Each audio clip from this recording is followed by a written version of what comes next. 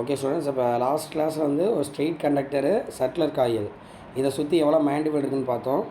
இப்போ சர்க்குலர் காயிலில் பார்க்கும்போது ஒரு யூனிஃபார்ம் மேண்டிபிள் இருக்குது சென்டரில். ஓகேங்களா? இப்போ நம்ம கரண்ட்டை பாஸ் பண்ணால் மேண்டிபிள் ப்ரொடியூஸ் ஆகுது சென்டரில். இப்போ ஒரு கொஸ்டின் ரைஸ் ஆகுது, நம்ம மேண்டிபிளை கண்டுபிடிச்சா அங்கே கரண்ட் எவ்வளோ பாஸ் ஆனால் கண்டுபிடிக்கலாமான்னு ஒரு கொஸ்டின் ரைஸ் ஆகுது. கண்டுபிடிக்கலாம் தானே? மேண்டிபிளை கண்டுபிடிச்சா கரண்ட் எவ்வளோன்னு கண்டுபிடிச்சிடலாம். அப்போ அந்த ட்ரிக்கை யூஸ் பண்ணி ஒரு டிவைஸ் ஃபார்ம் பண்ணுறாங்க. த டிவைஸ் இஸ் டேன்ஜென்ட் கால்னாமீட்டர். நீங்கள் படிச்சிருப்பீங்க கால்னாமீட்டருங்கிற வார்த்தையை, செகண்ட் லெசனில் இருக்குது. கால்னாமீட்டரோட பர்பஸ் என்ன? ஜஸ்ட்டு டிடெக்ட் பண்ணுற கரண்ட் இருக்கா அவ்வளோதான் பார்க்க போகிறோம். ஓகேங்களா? சரி, அது டேன்ஜென்ட் கால்னாமீட்டர்னு சொல்கிறாங்க. அது டேன்ஜென்ட் லாவை பயன்படுத்துகிறோம் அப்படிங்கிறத சொல்கிறாங்க. சரி, இப்போ ஒரு காலத்தை கட்டி தொங்க விட்டா எந்த சைடில் போய் நிற்கும்? North to south direction. ஏன் அது நார்த் சவுத்தில் நிற்கிது? Because of earth magnetic field. எர்த்தோட மேண்டிஃபீல் நார்த்தில் சவுத் இருக்குது, அதனால் அந்த டைரக்ஷன் அலைன் ஆகி நிற்கிது. ஓகேவா? ரைட். அப்போ ஒரு காந்த கட்டி தொங்க விட்டால் அது மேண்டிஃபீல் டைரக்ஷன் அலைன் ஆகுங்கிறது தான் தியரி. அதானே டார்க் ஆக்ட் ஆகி நம்ம டைரக்ஷன் அலைன் ஆகும். ஓகேவா? ஒரு உதாரணத்துக்கு எடுத்துங்களேன். இப்போ இப்படி ஒரு மேண்டிஃபீல் இருக்குது, எர்த்தோட மேண்டிஃபீல். இப்போ நீ காந்த கட்டி தொங்க விட்டால் இந்த சைடு நிற்கும். அட் த டைம் நான் ஒரு மேண்டிஃபீலை அனுப்புகிறேன், ப்ரொடியூஸ் பண்ணுறேன் பர்பெண்டிகுலராக. கிராஸ்டு மேண்டிஃபீல்னு சொல்லுவாங்க இது பேர். எர்த்தோட மேண்டிஃபீல் ஒன்று இருக்குது, நான் ஒரு மேண்டிஃபீலை ப்ரொடியூஸ் பண்ணுறேன். பண்ண முடியுமா முடியாத? மேண்டிஃபீலை நம்ம ப்ரொடியூஸ் பண்ணலாமே, அதுதான் நம்மள்ட்ட சர்க்குலர் காயில் இருக்குது. அப்போ ரெண்டு மேண்டிஃபீல் இருக்குது. இப்போ ஒரு காந்த கட்டிதம் கூட எந்த சைடு நிற்கும்?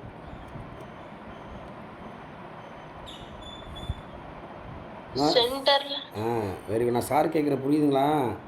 ரெண்டு மேண்டிஃபீல் இருக்கிறதுனால அது எந்த சைடு போகிறதுன்னு தெரியாமல் நடுவில் ரெசல்டன்ட் பொசிஷனில் வந்து நிற்கும். மேபி இது அதிகமாக இருக்கலாம், இது கம்மியாக இருக்கலாம், ஏதோ ஒரு வேல்யூ சேஞ்சஸ் இருக்கா.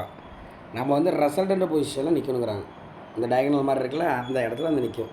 So this is called tangent law. நீங்கள் இந்த பேஜில் வேறு எதுவுமே படிக்கணும்னா ஜஸ்ட் ஒரு 2 மார்க் தான். இதெல்லாம் நம்ம கிளாஸில் லேப்லலாம் வச்சு காட்டலாம், அப்போ இன்னும் நல்லா புரியும். இப்போ ஜஸ்ட்டு தெரிஞ்சிட்டா போதுமா? when a magnetic needle or magnetized field is suspended into mutually perpendicular uniform antifield, அப்படி வைக்கும்போது என்ன ஆகும்? It will come to rest in direction of resultant of 2 field அப்படின்னு சொல்கிறாங்க. ஓகேவா? அப்போ இது BH, இது பின்னு எடுத்துக்கிட்டிங்கன்னா ரெசல்டன்ட் பொசிஷனில் வந்து நிற்கும், அதாவது தீட்டா அப்படின்னு எடுத்துங்க. ஓகேவா? இங்கே பின்னா இதோட வேல்யூ பி. இங்கே ஒரு முக்கோணம் மாதிரி போடுங்க, இதுவும் பி தான். இப்போ இங்கே ட்ரையாங்கிள் ஃபார்ம் ஆகிருக்குல்ல, அதில் டேன் தீட்டா கண்டுபிடிங்க. ஏன்னா அது ஏதோ தீட்டாவில் நிற்க போகுது, அதை தான் நம்ம டிவைஸில் பார்க்க போகிறோம். அப்போ அந்த டேன் தீட்டா இதுக்கு ஈக்குவலு ஃபார்முலா என்ன? டேன் தீட்டாக்கு ஆப்போசிட் என்ன இருக்குது? பி. ஐப்போட என்ன அட்ஜசனில்? BH. அவ்வளோதான். Tan theta equal to B/KH. இதுதான் டேன்ஜென்ட்ல. இல்லைனாலும் நம்ம மேண்டிஃபீல்டை நம்ம கண்டுபிடிச்சிக்கலாம். அப்போ B ஈக்குவல் டு என்ன formula? B equal to BH tan theta. அவ்வளோதான். அது அப்படியே தெரிஞ்சுங்க. இது வேறு எதுவும் படிக்கானாமா? நீ ஜஸ்ட் ஒரு 2 மார்க் படிச்சுட்டா போதும். ஓகேவா? அப்போ நம்ம அந்த மேண்டிஃபீல்டு வேல்யூ நம்ம கண்டுபிடிச்சிக்கலாம். ஆல்ரெடி நம்மளுக்கு ஒரு மேண்டிஃபீல்டு வேல்யூ தெரியும். சரி, அதை எடுத்து எனக்கு போகலாம். இப்போ ஒரு டிவைஸ் நம்மளுக்கு ஃபார்ம் பண்ணுறோம். இது பேர் டேன்ஜென்ட் கால்னாமீட்டர். அப்படியே கதை மாதிரி சொல்கிறோம், நீங்கள் அப்படியே புக் மாதிரி படிச்சுங்க. அது கதை புக் மாதிரி படிச்சுக்க வேண்டியதான். இதோட கன்ஸ்ட்ரக்ஷன் பார்த்தீங்கன்னா, ஒரு சர்க்குலர் ஃப்ரேம் வச்சுருக்காங்க, நான் மெட்டாலிக் சர்க்குலர் ஃப்ரேம். ஒரு நல்லா வுட்டில் இருந்துச்சு, இப்போ ஒரு நான் மெட்டாலிக்கில் ஒரு பிளாஸ்டிக் மாதிரி எடுத்துக்கிறாங்க. ஓகேவா? நம்ம லேபில் இருக்குது, பாசிபிள் தான், அதை வாங்கி பார்த்துங்க. ஒரு சர்க்குலர் ஃப்ரேம் இருக்குடா, நம்ம கையில் வளையல் போடுறோம்ல, அந்த மாதிரி பெரிய ஃப்ரேமு. ஓகேவா? அது மேலே என்ன பண்ணுறாங்கன்னா ஒயரை சுற்றி வைக்கிறாங்க. இப்போ அது என்ன, அது ஒயரை சுற்றி வச்சா அது பேர் என்னது? Very good. அவ்வளோதான். சர்க்குலர் காயில் எடுத்துக்கிறாங்க. ஓகேவா? இது வந்து என்ன பண்ணுதுன்னா, எது மேலே கொண்டு வந்து வச்சுருக்காங்க அதை சொல்லியிருப்பாங்க பாருங்கள். சர்க்குலர் ஃப்ரேம் இருக்குது. அந்த ஃப்ரேம் வந்து ஒரு ஹரிசாண்டல் பேஸ் டேபிள் மேலே வைக்கிறாங்க. இந்த இருக்குது பாருங்கள், ஒரு டேபிள் மாதிரி ரவுண்டாக இருக்குது பாருங்கள். ரவுண்டு டேபிள் மேலே அந்த காயில் கொண்டு வந்து வச்சுருக்காங்க. அந்த ரவுண்டு டேபிளில் கரெக்டாக நிற்கிறதுக்காக 3 லெவலிங் ஸ்க்ரூஸ் இருக்கும். இந்த அமீபாக்கு கால் இருக்க மாதிரி ஒரு 3 கால் இருக்குண்டா அதுக்கு. அதிலலாம் லெவலிங் ஸ்க்ரூஸ் இருக்குதுன்னு சொல்கிறாங்க. நம்ம என்ன பண்ணலாம்? ஏற்ற இருக்கலாமா அட்ஜஸ்ட் பண்ணி வச்சுக்கலாம். இப்போ ஒன்றும் இல்லை சார், இப்போ ட்ரைபாட் வச்சுருக்கேன். ஒரு நிமிஷம் அதை அப்படியே வீடியோ காட்டுறேன், பார்த்துங்க.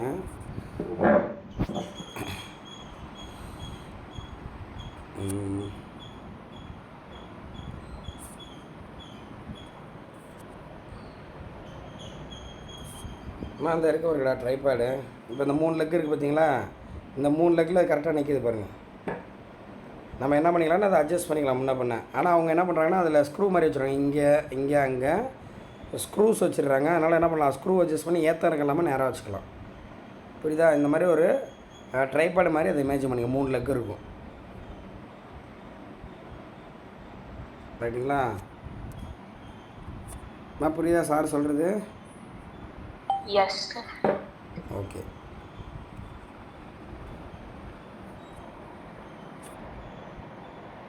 இந்த கொஸ்டின் அந்தளவுக்கு இம்பார்ட்டன்ட் இல்லை, அதனால் ஜஸ்ட்டு பார்த்துக்கிட்டா போதுண்டா. ஒரு மெட்டாலிக் ஃப்ரேமில் சர்க்குலர் காயில் இருக்குது. அதை ஒரு ரொட்டேட்டிங் டேபிள் மேலே வச்சுருக்காங்க. அது ரொட்டேட்டிங் டேபிள். அந்த டேபிள் மேலே வச்சுருக்காங்க. அதில் லெவல் ஸ்க்ரூஸ் வச்சு நம்ம அட்ஜஸ்ட் பண்ணிக்கலாம். ஓகேவா? அப்புறம் அந்த காயிலோட அந்த டேபிளுக்கு மேலே அது காயிலோட சென்டரில் ஒரு ப்ரொஜெக்ஷன் இருக்குது. அப்வர்டு ப்ரொஜெக்ஷன் இருக்குது. ஒரு சின்ன ஒரு இது மாதிரி வச்சுருக்காங்க. எப்படின்னு சொல்கிறதுன்னா, ஒரு சின்ன ஏரியா மாதிரி எக்ஸ்ட்ரா வச்சுருக்காங்க. அந்த ஏரியா மேலே நம்ம என்ன பண்ணுறோன்னா காந்தத்தை கட்டி தொங்க விடலாம். இல்லை ஒரு காம்பஸை வைக்கிறாங்க. இதுதான் காம்பஸ். நம்ம வழியை பார்த்து போவோம்ல, ஒன்றும் கிடையாது, எல்லாம் மேக்னெட்டை கட்டி தொங்க விட்ருப்பாங்க. காம்பஸ் இருக்குது. அதை இப்போ என்ன பண்ணிக்கிறாங்கன்னா அந்த ப்ரொஜெக்ஷன் மேலே வைக்கிறாங்க. அப்போ இந்த ப்ரொஜெக்ஷன் மேலே வச்சா யாராவது பார்த்து சொல்லுங்கள், அந்த இப்போ காம்பஸ் வந்து எந்த இடத்துல இருக்குன்னு நீங்கள் நினைக்கிறீங்க? இந்த காம்பஸ் வந்து எந்த இடத்துல இருக்குது? இப்போ கரெக்டாக பாருங்கள், படத்தில் பாருங்கள். காயிலோட சென்டரில் இருக்குது. கரெக்டாக ஒரு சர்க்குலர் காயிலோட சென்டரில் இருக்குது. Sir no? ஆமாம், சர்க்குலர் காயிலோட சென்டரில் இருக்குது. சர்க்குலர் காயிலோட இப்போ நம்ம என்ன பண்ணுறோம், இதில் ஒயரை சுற்றி வச்சுருக்கோம். நீ கரண்ட்டை பாஸ் பண்ணால் உள்ளே எவ்வளோ மேண்டிஃபீல்டு வரணும் கண்டுபிடிச்சிடலாம் நீ. கரெக்டாக? அது ஒரு மேண்டிஃபீல்டு. இப்போ எர்த்தோட மேண்டிஃபீல்டு ஆல்ரெடி இருக்கும். சரிங்களா? அப்போ 2 மேண்டிஃபீல்டு அந்த இதில் அழகாக ஆக்ட் ஆகும். அதுக்கேற்ற மாதிரி டிஃப்ளெக்ட் ஆகும். அந்த டிஃப்ளெக்ஷன் வச்சு நம்ம என்ன பண்ண போகிறோம், எவ்வளவு கரண்ட்டு பாஸ் ஆகுதுன்னு கண்டுபிடிக்கலாம். எப்படி சார் இந்த டிஃப்ளெக்ஷன்லாம் கண்டுபிடிக்கிறாங்க அப்படின்னு கேட்டிங்கன்னா, இந்த நடுவில் காம்பஸ் இருக்குல்ல, ஆக்சுவலி காம்பஸ்னால் இப்படி ரவுண்டாக இருக்கும். அதில் வந்து மொத்தம் 360 டிகிரியாக 90 பிரிச்சுருப்பாங்க. அந்த குவாட்ரண்ட் மாதிரி தான். இங்கே 0ல் ஆரம்பித்து 90 வரைக்கும் இருக்கும். அப்புறம் இதுலேருந்து 0 வரைக்கும் இருக்கும். இங்கே ஒரு 90, 490, 360 அப்படி இருக்கும்டா. ஓகேங்களா? அதில் ஸ்கேல்ஸ் அப்படியே சர்க்குலர் ஸ்கேல்ஸாக இருக்குமா. நம்ம இந்த பேரலாக்ஸ் எரர்னு ஒன்று சொல்லுவோம். நம்ம பார்த்தீங்கன்னா இப்போ இந்த இதில் வந்து காந்தத்தை கட்டி தொங்க விட்ருப்பாங்க. நம்ம காந்தத்தை வச்சு ரீடிங் பார்க்கக்கூடாது, அது தெரியாது. அதனால் என்ன பண்ணுறாங்க, இதில் ஒரு அலுமினியம் பாயிண்டர் அதை பெர்பெண்டிகுலராக வச்சுருக்காங்க. அது மட்டும் வேணால் கலரை மாற்றி போடுறேன். முன்னாடி இங்கே அலுமினியம் பாயிண்டர் இருக்கும்டா. காம்பஸ் யாராவது பார்த்துருக்கீங்களா அதுக்கு முன்னாடி? இல்லாட்டி சும்மா யூடியூப்பில் வீடியோஸ் போட்டு பாருங்கள், காம்பஸ் அப்படின்ட்டு. இல்லை டான்ஸர் கிலோமீட்டர் வீடியோ போட்டு பாருங்கள், காட்டுவது அது. அப்போ ஒரு சர்க்குலர் ஸ்கேல் இருக்குது 360 டிகிரி. அதில் காந்த கட்டி தொங்க விட்றாங்க. அந்த ரீடிங் பார்க்குறதுக்காக அலுமினியம் பாயிண்டர் க்ரீன் கலரில் வச்சுருப்பாங்க. இந்த மாதிரி வச்சுருக்காங்க. அந்த ரீடிங் காட்டுறது இப்போ ஒருத்தவங்க 36ன்னு காட்டும், ஒருத்தர் 35ன்னு தெரியும், இன்னொருத்தர் 34ன்னு தெரியும், ஒருத்தர் 44ன்பான். அதெல்லாம் சரி பண்ணுறதுக்காக உள்ளே என்ன பண்ணிடுறாங்க, சர்க்குலர் ஸ்கேல் இது கண்ணாடி வச்சுருப்பாங்க. பேரலாக்ஸ் எரர் அவாய்ட் பண்ணுற கண்ணாடி வச்சுருப்பாங்க. நீ அந்த ஷேடோ வச்சு அழகாக பார்த்துக்கலாம் எந்த அளவு இருக்குன்னு. ஓகேவா? இப்போ கரண்ட்டை இப்போ நார்மலாக இந்த மேண்ட் எப்படி இருக்கும், இந்த நடுவில் இங்கே மேண்ட் இருக்கு பாருங்க, அது எந்த சைடு நிற்கும்? ஸ்ட்ரைட் லைனா நிக்கும். அதான் எந்த டைரக்ஷன் நிற்கும்? North to south. எஸ், எர்த்தோட மேண்டிபிள் டைரக்ஷனில் நிற்கும். இப்போ நான் என்ன பண்ணுறேன், இந்த காயிலில் கரண்ட்டை பாஸ் பண்ணி விட்டேன்னா நம்ம கரண்ட்டை எவ்வளோனா பாஸ் பண்ணலாம், நம்பர் ஆஃப் டர்ன்ஸை சேஞ்ச் பண்ணிக்கலாம். அதுக்காக தான் இந்த 4 நீடில் கொடுத்துருக்காங்க. உங்களுக்கு ஒரு டவுட் வரும், ஒரு இது 0 ஃபிக்ஸட் நியூட்ரல் மாதிரி ஃபிக்ஸட் வச்சுங்க. ஒரு இதில் 5 டர்ன்ஸுக்கு வேணால் அதில் கனெக்ட் பண்ணிக்கலாம், 50 டர்ன்ஸ் வேணால் இதில் கனெக்ட் பண்ணிக்கலாம், 500 டர்ன்ஸ் வேணால் இதில் கனெக்ட் பண்ணிக்கலாம். நம்பர் ஆஃப் டர்ன்ஸை மாற்றுறதுக்கு 3 நீடில் இருக்கும். அவன் என்ன பண்ணியிருப்பான், 5 டர்னை இதை கனெக்ட் பண்ணி இப்போ இது பண்ணி வச்சுருப்பாங்க, டேப் போட்டு ஒட்டியிருப்பாங்க. அடுத்து 50 டர்ன் ஒன்று சுற்றிட்டு அதை டேப் போட்டு வச்சுருப்பாங்க, 500 டர்ன் சுற்றிட்டு டேப் வச்சுருப்பாங்க. அதனால் நீ என்ன பண்ணலாம், எந்த டர்ன் வேணுமோ நான் டக்குன்னு சூஸ் பண்ணிக்கலாம். சரிங்களா? இப்போ நான் என்ன பண்ணுறேன், ஒரு டர்னை சூஸ் பண்ணிடுறேன், கனெக்ட் பண்ணிடுறேன். 2 ஒயர் அப்படி சர்க்யூட்டில் போவோம். ப்ராக்டிக்கலில் வரும் பார்த்துங்க. 2 ஒயர் கனெக்ஷனில் போவோம். இப்போ நான் உள்ளே கரண்ட்டை பாஸ் பண்ணி விட்டேன்னா, என்ன ஆகும், நான் ஒரு மேண்டிஃபீல்டை க்ரியேட் பண்ணி விட்ருவேன். அது ஒரு மேண்டிஃபீல்டு எங்கள் எர்த் மேண்டிஃபீல்டாக நின்றுட்டு இருக்கும். நான் ஒரு மேண்டிஃபீல்டை ப்ரொடியூஸ் பண்ணுறேன். 2 மேண்டிஃபீல்டுக்கு ஆங்கிள் எவ்வளோ, யாராவது கண்டுபிடிச்சி சொல்லுங்க பார்ப்போம். 90 டிகிரி. 90 degree, very good. நம்ம அதுக்கு இனிஷியல் ப்ரிகாஷன் ஒன்று சொல்லுவாங்க. ஃபஸ்ட்டு என்ன பண்ணணும்னா இந்த பிளேன் ஆஃப் த காயில் வந்து எர்த்தோட மேண்டிபிள் டைரெக்ஷனில் வைக்கணுமா. இந்த ரவுண்டாக காயில் இருக்குல்ல அதோட பிளேனை எர்த்து டைரெக்ஷனில் வச்சுருங்க. அப்போ இதில் நீடில் வந்து இந்த இப்படி தான் நிற்கும், எர்த்தோட மேண்டிபிள் டைரெக்ஷனில் நிற்கும். இப்போ நான் ப்ரொடியூஸ் பண்ணக்கூடிய மேண்டிபிள் எப்படி போகும் யாராவது சொல்லுங்கள். இதில் கரண்ட்டை பாஸ் பண்ணி விட்றேன், கரண்ட் வந்து இதே இப்படி போய்டுது கரண்ட்டு. அப்போ மேண்டிபிள் எப்படி இருக்கும்? எலக்ட்ரிக் விட மேண்டிபிள் எப்படி இருக்கும்? பர்பெண்டிகுலர். வெரி குட்மா, இப்படி போய்ட்டு இருக்கும். அப்போ இந்த காம்பஸில் 2 மேண்டிபிள் இருக்கும். ஒன்று எர்த்தோட மேண்டிபிள் இப்படி இருக்கும், பிஹெச். எர்த்தோட மேண்டிபிள் பிஹெச் அப்படி இருக்கும். நான் ப்ரொடியூஸ் பண்ண மேண்டிபிள் இப்படி இருக்கும், பி. இதான் கிராஸ்டு மேண்டிபிள். ஓகேவா? ரைட். இப்போ அதாவது படத்துலையும் போட்டு காட்டிக்கிறாங்க, இந்த கதையெல்லாம் சொல்லியிருப்பாங்க. எர்த்தோட மேண்டிபிள் வேலையும் நம்மளுக்கு தெரியும், சென்ட்ராத காயில் எவ்வளோ மேண்டிபிள் நம்மளுக்கு தெரியும். கரெக்டுங்களா? ரெண்டுமே ரெண்டுமே ரெசல்டன் பொசிஷனில் வந்து நின்றுச்சு. அப்போ ரெண்டுத்தையும் ஈக்குவல் பண்ணுங்கள். மீனாட் NI 2R பிஹெச் tan θ. ஓகேவா? இப்போ உனக்கு ஐ கண்டுபிடிக்கணும் என்ன ஃபார்முலா? ஐயை மட்டும் இங்கே வச்சுட்டு இது எல்லாத்தையும் எங்கள் எடுத்து போய் 2 தான். அந்த மாதிரி ஃபார்முலா போட்டுருக்காங்களா? போடல, நீ போட்டுங்க. வேணாம், நீ வந்து கரண்ட் எவ்வளோ பாஸ் கிடையாது, அதுதான் இந்த டிவைஸோட மெயின் எய்மு. இப்போ கரண்ட் ஐக்கான வேல்யூ எப்படி கண்டுபிடிப்பீங்க? இதெல்லாம் 1 மார்க்கில் கேட்குறாங்க. ஒரு டான்ஸ் கிலோமீட்டரில் டிஃப்ளெக்ஷன் வந்து 30 டிகிரி ஆகுதுன்னா எல்லா வேலையும் கொடுத்துருவான். 30 டிகிரி டிஃப்ளெக்ஷன்னா எவ்வளவு கரண்ட்டு பாஸ் ஆகிருக்குன்னு கேட்பான். அப்போ இதுதான் formula. I = 2R BH tan θ divide by μ0 n. எல்லா வேலையும் கொடுத்துருவாங்க. அந்த μ0 மட்டும் கொடுக்க மாட்டாங்க. μ0ஓட வேல்யூ நம்ம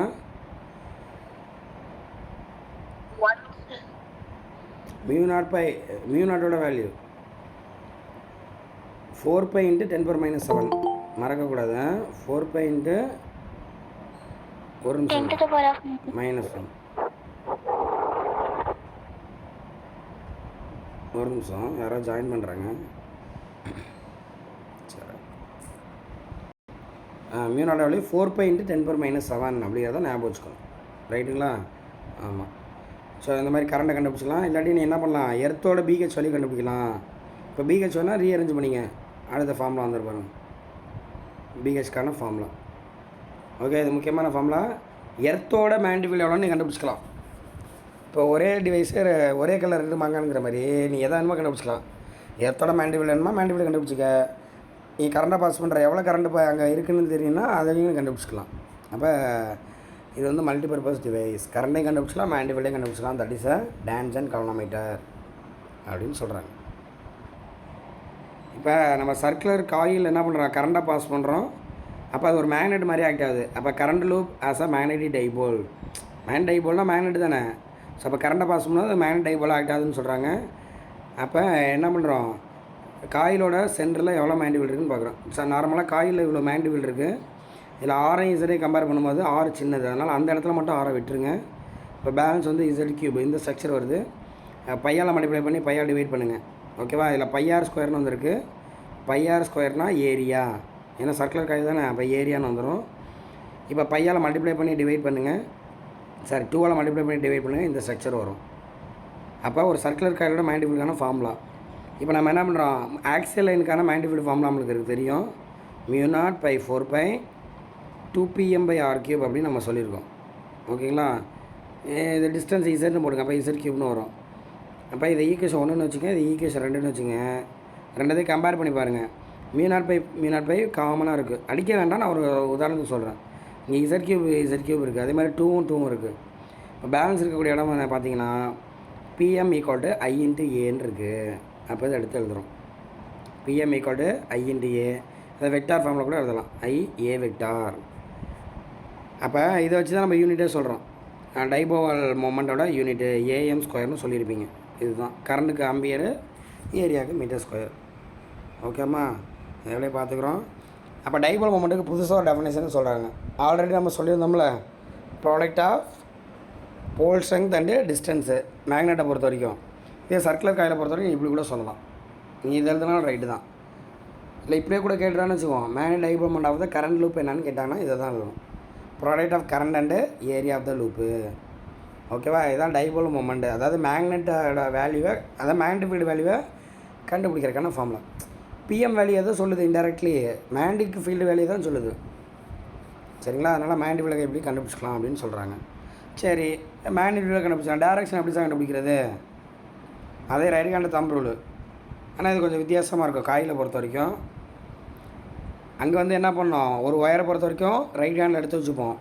தம்பு point the direction of the current, encircling fingers points the direction of mind field. ரைட்டுங்களா? இங்கே வந்து அப்படியே கொஞ்சம் வித்தியாசமாக சொல்லியிருப்பாங்க.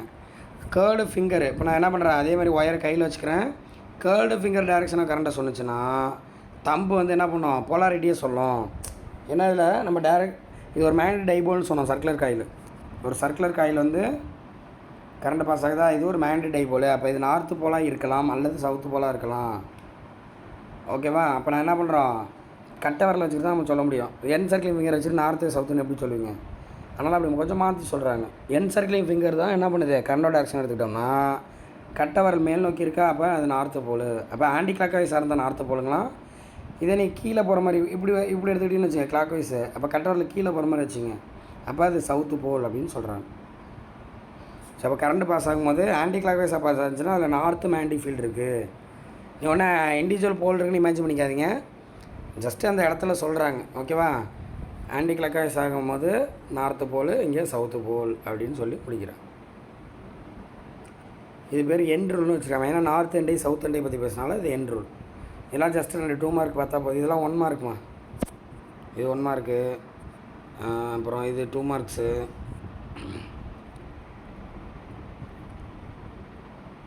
அப்புறம் இங்கே ஒரு 2 மார்க் இருக்குது, இது ஒரு 1 மார்க்கு. இதெல்லாம் ஜஸ்ட்டு பார்த்துங்க. இதில் நீ வேறு எதுவும் படிக்க வேணாம். சரிங்களா? இப்போ இன்றைக்கி நடத்தின கிளாஸில் நீ எதையுமே படிக்கணும், எல்லாமே 2 மார்க் 1 மார்க் படித்தா போதும். டான்ஸ் எக்ஸாம்பிள் நீ படிக்க வேண்டாம், எதுவும் வேண்டாம், சும்மா பார்த்து வச்சுங்க, தெரியாமல் போகக்கூடாது. இப்போ நம்ம என்ன சொல்லியிருக்கோம், ஒரு சர்க்குலர் காயிலில் கரண்ட்டை பாஸ் பண்ணுறோம். இது வந்து என்ன ஆக்ட் ஆகுது, ஒரு மேக்னெட் ஆக்ட் ஆகுதுன்னு சொன்னோம். இந்த மாதிரி வேறு எங்கேயாவது இருக்கான்னு யோசிச்சு பார்க்குறாங்க. இதே மாதிரியான செட்டப் வந்து வேறு எங்கேயா இருக்கா, சர்க்குலர் நேச்சுரலாகவே கேட்குறாங்க. ஒரு சர்க்குலாக இருக்கணும், கரண்ட்டு பாஸ் ஆகணும். அப்போ எங்கே இமேஜின் பண்ணுறாங்கன்னா ஆட்டத்துக்கு ஃபுல்லாக போகிறாங்க. ஒரு ஆட்டம் இருக்குன்னா ஸ்ட்ரக்சர் தெரியுமாம்மா, ரூதர்ஃபோர்ட் என்ன கண்டுபிடிச்சாரு, நடுவில் நியூக்ளியஸ் இருக்கும், எலக்ட்ரான். Very good. வெளியில் ஆர்பிட்டில் என்ன ஆகிட்டு இருக்கோம், எலக்ட்ரான் சுற்றி இருக்கும். எலக்ட்ரான் நகர்ந்துச்சுன்னா அது பேர் என்னன்னு சொல்லியிருக்கோம், இந்த flow of electron is call current. Very good. அப்போ வெரி குட்மா. அப்போ நேச்சுரலாகவே என்ன ஆகுது, ஒரு ஆர்பிட்டில் கரண்ட்டு பாஸ் ஆகிட்டு இருக்கு. அப்போ இது எப்படி இருக்குது, ஆக்டர்ஸை சர்க்குலர் லூப்பு, கரெக்டுங்களா? ஆமாம். அப்போ இங்கே ஒரு மேக்னெட்டிக் ஃபீல்டு ஆக்ட் ஆகும்.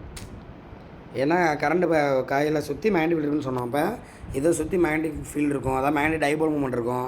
அதுதான் ஒரு ஆட்டத்துக்கு டைபோல் மூமெண்ட்னு சொன்னோம். இப்போ டயாபேரா ஃபெரலாம் சொன்னோம்ல, இப்போ நம்ம கீழேருந்து ஒரு பொருள் இருக்குன்னா அந்த பொருளில் டைபோல் மூமெண்ட் இருக்கும்.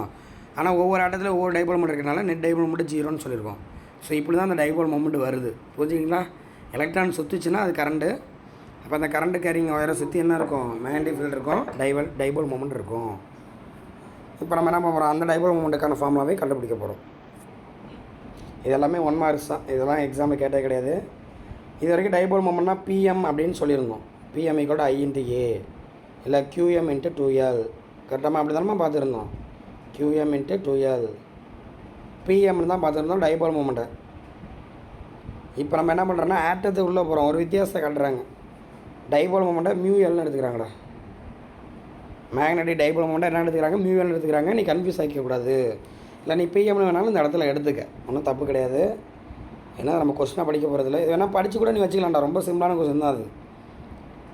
அப்போ ஒரு ஆர்பிட்டில் எலக்ட்ரான் சுற்றி இருக்குது, அப்போ அது கரண்ட்டை ப்ரொடியூஸ் பண்ணுற மாதிரி எடுத்துக்கிறோம். அப்போ μLக்கான ஃபார்முலா I × A, மேக்னிடியூடு போட்டுட்டாங்க. இப்போ அந்த எலக்ட்ரான் வந்து சுற்றி இருக்குங்களா, அப்போ கரண்ட்டை கண்டுபிடிக்கிறாங்க. கரண்ட்டுக்கான ஃபார்முலா என்னம்மா, கரண்ட்டுக்கு ஃபார்முலா நான் மறந்துட்டிங்களா, Q/T. இதில் எலக்ட்ரானுங்கிறதுனால நம்ம -Eன்னு போட்டுக்கிறாங்க. இப்போ I = -E/T அப்படின்னு போடுறோம். சரி, இப்போ எலக்ட்ரான் இது எல்லாத்தையும் ஒவ்வொன்றா கண்டுபிடிங்க. அவன் என்ன கண்டுபிடிச்சோன்னா அதை தெரிஞ்சுப்போம் அப்படியே. சரி, இப்போ என்ன கண்டுபிடிக்கிறாங்க, எலக்ட்ரான் சுற்றுது இல்லை, சுற்றிட்டு அதே இடத்துக்கு வரதுக்கு எடுத்துக்கூடிய டைம் பீரியடுன்னு சொல்கிறாங்க. டைமுக்கும் டைம் பீரியடுக்கும் வித்தியாசம் இருக்குடா. டைம் டேக்கன்னா நார்மலாக டைம், அது அவ்வளோதான். இதுவே ஒரு ரிவால்யூஷனுக்கு எடுத்துக்கூடிய டைம் பீரியட்னு சொல்கிறோம். இப்போ இங்கே டைம் பீரியட் கண்டுபிடிக்கிறாங்க. டைம் பீரியட் கண்டுபிடிக்க ஃபார்முலா என்ன போடலாம், இப்போ ஜென்ரலாக வெலாசிட்டினா டிஸ்பிளேஸ்மெண்ட் இல்லை டிஸ்டன்ஸ் பை டைம்னு போடுவேன். ஓகேவா? இப்போ வந்து டைம் வேணும்னா என்ன பண்ணிக்கலாம்? T/v. Distance by velocity. Displacement போட்டிங்கன்னா ஜீரோ போயிடும். அதனால் அவன் டிஸ்பிளேஸ்மெண்ட் போடாமல் டிஸ்டன்ஸ்னு போடுறான். Distance by velocity. ஒரு வாட்டி சுற்றி வரதுக்கு எவ்வளோ டிஸ்டன்ஸ் எடுத்துக்கிச்சு? 2 per r. Very good. அதுதான் இங்கே போட்டிருக்காங்க. இதெல்லாம் உனக்கு 1 மார்க்கில் கேட்கலாம்டா. ஒரு எலக்ட்ரான் வந்து அதோட ஆர்பிட்டில் சுற்றி வரதுக்கு டைம் பீரியடு 8 செகண்ட் எடுத்துக்குது. இல்லை அவ்வளோ ஆகாது. ஒரு உதாரணம் சொல்கிறேன். சரி 8 மைக்ரோ செகண்ட் எடுத்துக்குது அப்படின்னா எவ்வளோ வெலாசிட்டியில் சுற்றுன்னு கேட்போம். இல்லை ரேடியஸ் ஆஃப் ஆர்பிட் என்னன்னு கேட்போம். இப்படி ஒரு விஷயம் சார் சொல்லியே தந்ததுலேன்னு யோசிக்கக்கூடாது. அவ்வளோதான். இதுதான் formula. This is a JEE exam, NEET exam. புரியுதா? அதனால் அதை பார்த்துங்க. T = 2πRV. நீங்கள் 2 வால்யூம் புக்கில் அட்ட எல்லா பேஜில் உள்ள ஃபார்முலாவும் மனப்பாடம் பண்ணிடு. என்னென்ன பாசிபிள் ஃபார்முலா இருக்கோ எல்லா ஃபார்முலாவும் தெரிஞ்சு வச்சுக்கணும். அப்படின்னா நீ நீட் ஜெஇ கிளியர்னு அர்த்தம். That's all. எந்த டாபிக் கேட்டாலும் ஃபிசிக்ஸை பொறுத்த வரைக்கும் ஈவன் தியரி கேட்டாலுமே தியரி கொஸ்டினாகவே கேட்பான். ஆனால் அது எதை பேஸ் பண்ணி கேட்பான்? ஃபார்முலா பேஸ் பண்ணி தான் கேட்பான். நீ ஃபார்முலா வச்சுட்டு அடிச்சிடலாம். அதனால் எல்லா ஃபார்முலா மெமரைஸ் பண்ணிடுங்க புரிஞ்சுக்கிட்டு. சரிம்மா, அப்போ டைம் பீரியட் ஃபார்முலா கிடச்சிருக்கு. இது எதுக்கு கண்டுபிடிச்சி வச்சுருக்கீங்க? சப்ஸ்டியூட் பண்ண போகிறாங்க. இப்போ மியூஎலுக்கு ஃபார்முலா இருக்குல்ல, மியூஎலுக்கு ஃபார்முலா என்ன சொல்லியிருக்கோம்? I/A.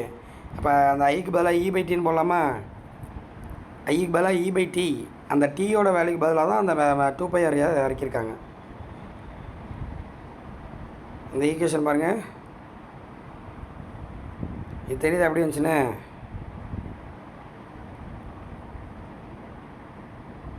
இந்த செல்ஃபோனு சொன்ன வச்சே கேட்க மாட்டேதும்மா, ஓடுது. மியூஎலுக்கு மேலே I/N போடலாம். ஐக்கு மேலே E/T. அந்த டீக்கு மேலே இதை போட்டுடுறாங்க. இன்ட்டு ஏரியாவுக்கு மேலே πr². இதில் தான் கேன்சல் பண்ணிடலாமா? பையும் கேன்சல் பண்ணிடலாம். பேலன்ஸ் என்ன இருக்குது? இந்த V மேலே கொண்டு போயிருங்க. EVR/2. இந்த ஃபார்முலா கூட உனக்கு தேவைப்படும். இல்லை கேட்பாங்க, இந்த மாதிரி மேக்னெட்டிக் டைபோல் மூமெண்ட்டுக்கான ஃபார்முலா என்ன, அது ஆட்டமிக்கில் அப்படின்னா மியூஎலுக்கு வேல்யூ EVR/2. அப்போ இந்த மேக்னெட்டிக் மூமெண்ட் எதை டிபெண்ட் பண்ணியிருக்கு? கரண்டை டிபெண்ட் பண்ணிடல, எதையும் டிபெண்ட் பண்ணல, வெலாசிட்டி தான் டிபெண்ட் பண்ணியிருக்கு. பொறுமையாக சுற்றுனா கம்மியான மேக்னெட்டிக் மூமெண்ட்டு, வேகமாக சுற்றுனா அதிகமான மேக்னெட்டிக் மூமெண்ட்டு. பாரு எப்படி கடவுள் படைச்சிருக்காரு பாருங்கள். ஒரு ஆட்டத்தில் கூட மேக்னெட்டிக் ப்ராப்பர்ட்டி இருக்குது. அது எலக்ட்ரான் சுற்றுறதை பொறுத்து இருக்குது. இப்போ எலக்ட்ரான் நின்று போச்சுன்னா அதுக்கு மேக்னெட்டிக் ப்ராப்பர்ட்டியே கிடையாது. நம்ம கையில் காந்தம் வச்சுருக்கோம்.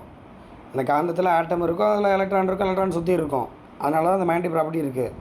சப்போஸ் எலக்ட்ரான் கால் வலிக்கு நின்றுதுன்னு வச்சுங்க, அப்போ அந்த மேக்னெட் என்ன மாறிடும்? மரக்கட்டையாக மாறிடும். புரியுதா? ஸோ எவ்வளோ ஒரு இனோவேட்டிவாக இருக்குது பாருங்க இந்த விஷயங்கள்லாம். சரி, அப்போ மேக்னெட்டிக் மூமெண்ட்னா EVR/2ன்னு சொல்கிறாங்க. இதோட அது முடிஞ்சு போச்சு. ஒரு ரிவால்விங் எலக்ட்ரானோட மேக்னெட்டிக் மூமெண்ட்டு தெரிஞ்சு போச்சு. இருந்தாலும் இன்னொரு விஷயம் கண்டுபிடிக்கிறாங்க. இப்போ நேராக ஒரு பொருள் நகர்ந்துச்சுன்னா மோமெண்டம்னு சொல்கிறோமா? அதனால் மோமெண்டம்னா என்ன?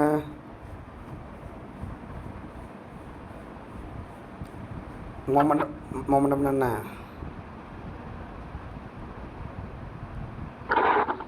P = mv. Very good. Mass into velocity. ஏன்னா இது இப்படி ஒரு குவான்டிட்டி இருந்தால் தான் நம்ம கம்பேரிசனுக்கு ஈஸியாக இருக்கும்.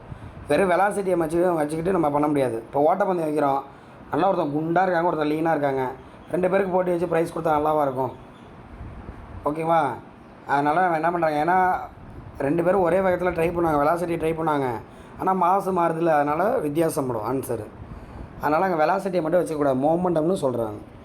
வேகமாக போகணும், இருந்தாலும் மாசையும் அவங்க கன்சிடர் பண்ணணும். ஓகேவா? அப்போ மாஸ் அண்ட் வெலாசிட்டியை தான் நம்ம மோமெண்டம்னு சொல்கிறோம். இதெல்லாம் அழகாக சொல்லியிருக்கோம், 11th இருக்குது. இதெல்லாம் பார்த்துங்க. அப்போ அந்த பீன்னு சொல்கிறோம் மோமெண்டம். நேராக சுற்றுனா மோமெண்டம். இப்போ எலக்ட்ரான் வந்து சர்க்குலராக சுற்றுது, அப்போ angular momentum. Very good. Angular momentum. Angular momentum formula நம்மளுக்கு தெரியும். Moment of linear moment is called angular momentum. அதான் R/P போட்டாங்க. அதான் MVR. இது நம்ம 11th இருக்குது. அப்போ ஒரு எலக்ட்ரான் சுற்றும் போது மேக்னெட்டிக் மொமெண்ட் ஃபார்முலா இருக்குது, ஆங்குலர் மோமெண்டம் ஃபார்முலா இருக்குது. வார்த்தை கவனிக்கணும். மேக்னெட்டிக் மோமெண்ட் தான், மோமெண்டம் கிடையாது. Magnetic moment, angular momentum. எதுக்கு சார் இதெல்லாம் சம்மந்தமெல்லாம் கண்டுபிடிச்சிருக்கீங்கன்னா, இப்போ ஒரு விஷயம் இருக்குது. 2 டிவைட் பண்ணுங்கள். இது ஈக்குவேஷன் 1 எடுத்துங்க, ஈக்குவேஷன் 2 எடுத்துங்க. Dipole moment divide by momentum. Momentum அப்படின்னு ஆகுச்சுங்க. 2 டிவைட் பண்ணுறாங்க. VL/L. அதான் EVR/2 MVR வருது. கேன்சல் பண்ணால் E/2mனு வருது. அப்போ மியூஎல்னு இப்படியும் கண்டுபிடிக்கலாம் அப்படின்னு சொல்ல வராங்க. எலக்ட்ரான் சுற்றக்கூடிய மொமெண்டத்தை வச்சு கண்டுபிடிக்கலாம். இப்போ மியூஎல் E/2m L. ஓகேவா? இப்படி ஒரு ஃபார்முலா இருக்குது, அதை நோட் பண்ணிங்க. மியூஎல் E/2m L. E constant, M constant. இப்போ L தான் டிபெண்ட் பண்ணியிருக்கு. ஆங்குலர் மொமெண்ட் அதிகமாக இருந்தால் அதிகமான மேக்னெட்டிக் மொமெண்ட்டு, ஆங்குலர் மொமெண்ட் கம்மியாக இருந்தால் கம்மியான மேக்னெட்டிக் மொமெண்ட்டு. ஸோ அதை கூட இதில் கம்மி பண்ணுறாங்க. அப்புறம் இதில் என்ன பண்ணுறாங்கன்னா, அந்த மியூஎல்/L வேல்யூ இருக்குல்ல, E/2mக்கு ஈக்குவல். இது மேலே தானே இருக்குது. மியூஎல்/L எதுக்கு ஈக்குவல்? இதை கூட 1 மார்க்கில் கேட்கலாமே. இந்த ரேஷியோ ஆஃப் த மியூஎல்/L எதுக்கு ஈக்குவல்? -E/2m. ஆமாம், E/2 மேக்னிடியூடாக பார்த்தீங்கன்னா E/2mக்கு ஈக்குவல். இது அப்படியே புக் பேக் 1 மார்க்குமா? புக் பேக்கில் ஒரு 1 மார்க்கே இருக்குது. த ரேஷியோ ஆஃப் த மியூஎல்/L எதுக்கு ஈக்குவல்னா E/2mக்கு ஈக்குவல். இப்போ நீங்கள் இந்த வேல்யூலாம் சப்ஸ்டிட் பண்ணிங்கன்னா ஒரு வேல்யூ வருது பாருங்கள், 0.078 × 10^12. இதை ஒரு 2 டிஜிட் நகர்த்தினா இந்த வேல்யூ வருது. இது அப்படியே மனப்பாடம் பண்ணிடுங்க. மியூஎல்/L அல்லது E/2m ரெண்டுத்தோட வேல்யூ ஒன்று தான். E/2m வேல்யூ எவ்வளோமா போட்டிருக்காங்க? 8 பாயிண்ட்ஸ். ஒரு ஃபேன்சி நம்பராக வருது. 8, 7, 8, 10. 10 × 10. 8.78 10 × 10. இதை மறக்கக்கூடாது. 8.78 × 10^10. யூனிட் வந்து E/2m. அப்போ கூலும் பர் கிலோகிராம் போட்டிருக்காங்க. CkG-1. இந்த இதுக்கு பேர் வந்து கைரோ மேக்னெட்டிக் ரேஷியோ. இது முக்கியமான 1 மார்க். மெனி டைம்ஸ் கேட்டிருக்காங்க, நோட் பண்ணிக்க. இந்த பேஜெலாம் யாருமே படிக்க மாட்டாங்க, அதனால் இதெல்லாம் 1 மார்க்கில் கேட்க வாய்ப்பு இருக்குப்பா. கைரோ மேக்னெட்டிக் ரேஷியோ அப்படின்னு சொல்லியிருக்காங்க. வேல்யூ வந்து 8.78 × 10^10. E/2mனு கேட்டாலும் அதான், மியூஎல்/Lன்னு கேட்டாலும் அதான், கைரோ மேக்னெட்டிக் ரேஷியோனாலும் அதான். இது ஒரு வேல்யூ இருக்கும், சரிங்களா? ஒரு ஆட்டத்துக்கு ஒரு வேல்யூ இருக்கும், அதனால் அதை கண்டுபிடிச்சி வச்சுருக்காங்க. இது எதை கனெக்ட் பண்ணுது? ஆங்குலர் மொமெண்டத்தையும் மேக்னெட்டிக் மொமெண்ட்டையும் கனெக்ட் பண்ணுது. அதாவது 11th concept 12th concept connect பண்ணுதான், அதை அவங்க சொல்கிறாங்க.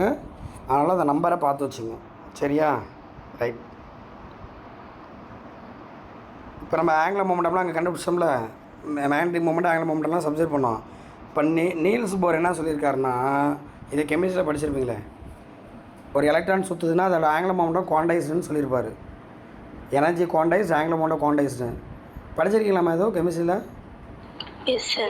அப்போ angular momentum quantised L = NH cross NH/2π அப்படின்னு அவர் சொல்லியிருப்பார். ஓகேங்களா? இப்போ நம்ம என்ன பண்ணுறோம், மியூஎல்கான ஃபார்முலா இப்போ தானே சொன்னோம், மியூஎல்/L = E/2m. இப்போ மியூஎலுக்கு வேல்யூ பார்த்தீங்கன்னா இந்த ஃபார்முலா வருது. இதில் அந்த எல்லை சப்ஸ்டிட் பண்ணுங்கள், EH/4πm. ஓகேவா? இதில் n மட்டும் தான் வேரியபிள், இது எல்லாமே கான்ஸ்டன்ட். என்னென்னா பிரின்சிபல் குவாண்டம் நம்பர்னு சொல்லுவீங்க, அதாவது நம்பர் ஆஃப் ஆர்பிட் n = 1 2 3 அப்படின்னு போயிட்டுருக்கும். மீதா EH/4πm எல்லாமே கான்ஸ்டன்ட். எல்லா வேலையும் சப்ஸ்டிட் பண்ணுறாங்க. சப்ஸ்டிட் பண்ணால் என்னென்னு வந்திருக்கு, 9.27 அப்படிங்கிறது வந்திருக்கு. நான் என்ன பண்ணுறேன்னா n = 1ன்னு போடுறேன். இந்த ஈக்குவேஷன் நோட் பண்ணிங்க, முக்கியமான ஈக்குவேஷன்ரா. நான் ஒரு உதாரணத்துக்கு n = 1ன்னு போடுறேன், அதான் ஃபஸ்ட் ஆர்பிட் 1ன்னு போட்டால் ஆன்சர் எவ்வளோ வரும்? மியூஎலோட value 9.27 cross 10⁻⁻24 24 ampere metre. So முக்கியமான வேல்யூ. அதாவது ஃபஸ்ட் ஆர்பிட்டில் சுற்றக்கூடிய எலக்ட்ரானோட மேக்னெட்டிக் மொமெண்ட் 1 மார்க்கில் கேட்கலாமே. ஃபஸ்ட் ஆர்பிட்டில் சுற்றக்கூடிய மேக்னெட்டிக் மொமெண்ட் எவ்வளவு? 9.27 × 10⁻⁻24 ஆம்பியர் மீட்டர் ஸ்கொயர். இதுதான் minimum magnetic moment of first orbit revolving electron. இதை விட மினிமமாக ஒரு வேல்யூ கிடையாது. இப்போ இதான மினிமம், இதுக்கு பேர் தான் போர் மேக்னட்டான் அப்படின்னு சொல்கிறாங்க. இந்த வேலையை நோட் பண்ணிங்க, இங்கே போட்டுருக்காங்க பாருங்கள். μB = EH/4πm, அதாவது 9.27 × 10⁻⁻24. இது பேர் என்னன்னு சொல்கிறாங்க, கால்டு போர் மேக்னட்டான். 1 மார்க்கில் டேரெக்டாக கேட்குறாங்க, போர் மேக்னட்டானோட வேல்யூ என்ன? 9.27 × 10⁻⁻24. 2 1 மார்க் சொல்லியிருக்கேன். கைரோ மேக்னெட்டிக் ரேஷியோ, போர் மேக்னட்டான், ரெண்டுமே இந்த மேக்னெட்டிக் மொமெண்ட்டை பற்றி தான் பேசுது, சரிங்களா? அது வந்து அந்த ரேஷியோ சொல்கிறாங்க, மியூஎலுக்கும் எல்லுக்குமான ரேஷியோ சொல்கிறாங்க. இது வந்து ஏதோ ஒரு ஆர்பிட்டில், அதாவது ஃபஸ்ட் ஆர்பிட்டில் உள்ள எலக்ட்ரானோட வேல்யூவை சொல்லுது. இதுவே 3வது ஆர்பிட்டில் உள்ள எலக்ட்ரானோட மேக்னெட்டிக் மொமெண்ட் கேட்டால் என்ன பண்ணுவீங்க? 1 மார்க் இன்டீரியரில் கேட்குறான். into 3 அவ்வளோதான். இப்போ 27 வருமாமா, 9 27 புள்ளி அப்படி வந்துடும். இல்லை 28 × 10⁻⁻24 அப்படிங்கிறது வரும். Is it clear? Yes. ஓகேம்மா